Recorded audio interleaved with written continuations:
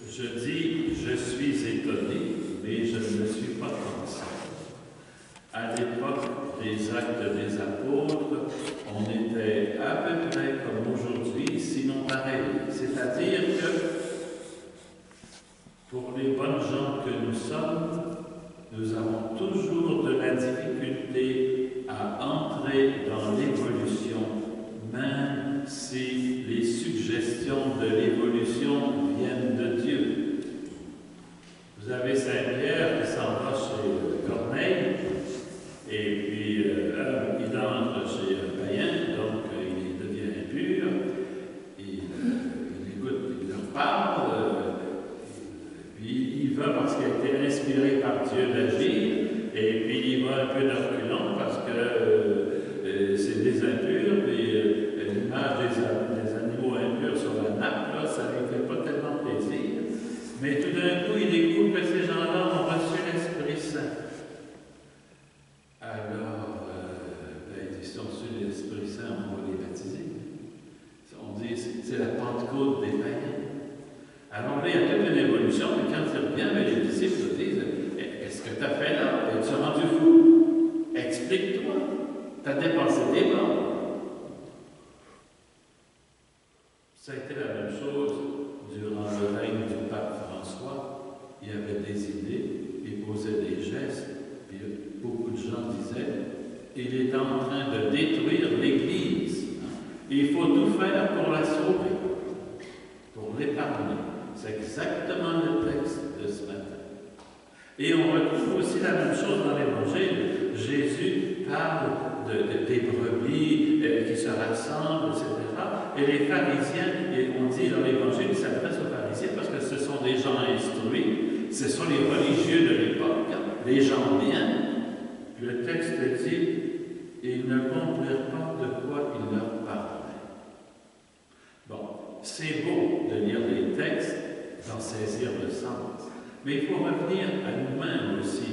Lorsqu'arrive un changement, je ne dis pas que tous les changements sont bons, je ne veux pas généraliser, mais lorsqu'arrive un changement, quelle est ma résistance? Et est-ce que je résiste à Dieu ou si je résiste à mes caprices? Je ne veux pas que ça change. Je veux que ça reste comme toujours je l'ai fait, comme toujours j'ai vécu, comme toujours j'ai pensé qu'il était bien. Et ça, c'est pas uniquement au niveau religieux, mais au niveau politique, au niveau social, etc. Alors, toujours se poser la question, lorsqu'arrive un changement, est-ce que j'entends la voix du Christ?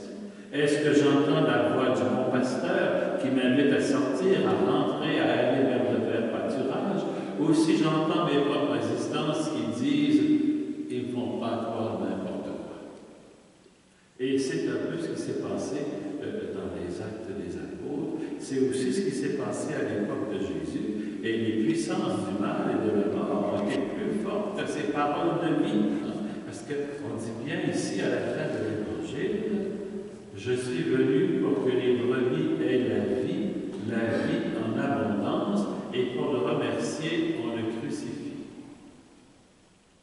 Alors ces gens-là de l'époque n'étaient pas différents de nous, et nous aurions peut-être agi de la même manière, sauf si nous acceptons les dépassements que la voix du Christ inspire à notre cœur, inspire à notre Église.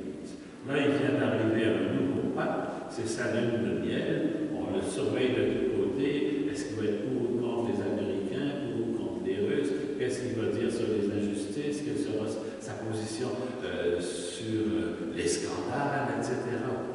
Et puis à un moment donné, on va dire, c'est un faux pape. Il nous déplaît. C'est pas ce qu'on voulait. Et pourtant, il est choisi par le Seigneur.